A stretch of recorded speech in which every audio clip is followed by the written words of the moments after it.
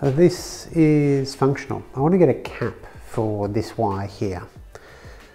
Eventually that will power clean the dust shroud for the miter saw, which, oh, that's down the track. I think I'll just use MDF to make that, but I'm not in a state to do that just yet. We'll probably not have a spotlight video this week, maybe not next week either. I know I didn't have one last week.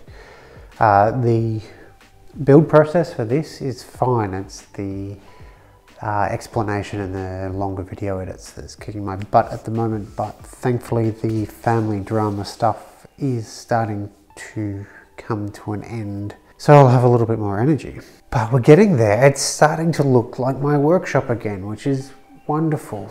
If we have a look at, actually, you can see machines and you can get to machines. How good is that?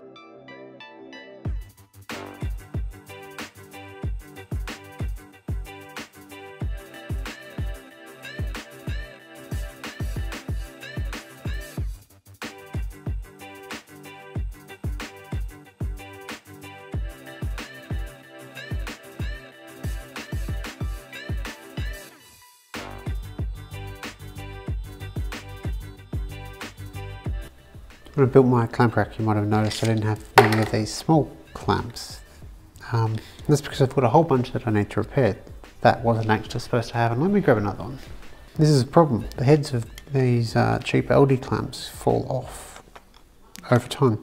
It's meant to be a good friction fit, but, well, clearly isn't. So I've got enough of them to be bothered doing this. I'm going to drill through and pin up with a nail. Also thinking of replacing this drill press. Timbercon have now got interest-free pay by the month stuff, pay by the week, so it works out, I think for a new drill press, 20 bucks a week for 6 months. Cash flow is the biggest problem I have. I don't tend to have lump sums of shop budget, but certainly have enough for 20 bucks a week. So considering that, if you've got a Timbercon drill press, let me know if they're any good, because this Hafco one is a piece of junk. I don't use a drill press every day, but when I do, I regret buying this every single time.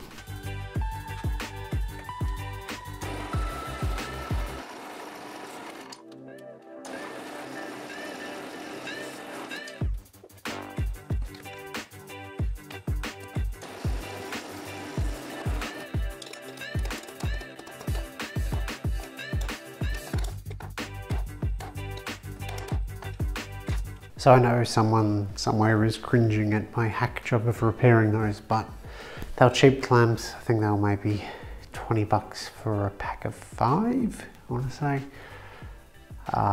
So I don't want to put in too much effort because they were always cheap, kind of crappy clamps, but they were cheap. Eventually I will replace them, but for now that means I've got another 5 or 6 clamps back in action, which is always good for those small glue ups. So melamine all got chopped up, as you saw. It is there, that's 2 sheets worth, well, 1 1/4 sheets or so. The other 3/4 I haven't used, and that is hiding just there. That'll probably be drawer fronts, but lower priority now. So above cabinet storage, I've got sort of like a mechanic style toolbox thing that I need to build, as well as the other bank of 5 drawers I've got to finish off. But we do have some progress on the dust collection, or piping for the dust collection.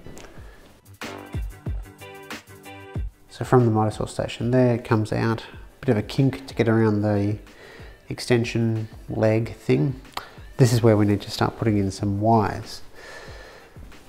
So I have a awful diagram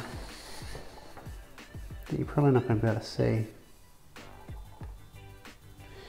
Come in from the wall, split to the table saw, go along a bit further, split to the bandsaw, and keep going to the combo machine.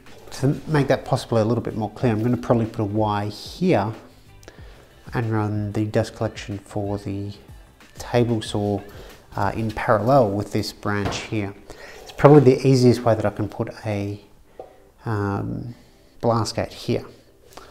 Then along a bit further, I'll have another wire there for the bandsaw, so that'll go underneath the outfeed table. And I'll have its blast gate near the bandsaw, then continue on to the combo machine. I know someone's going to say, just run it along the ceiling, but I've covered that far too many times and it isn't realistic in this situation. Otherwise I would have already.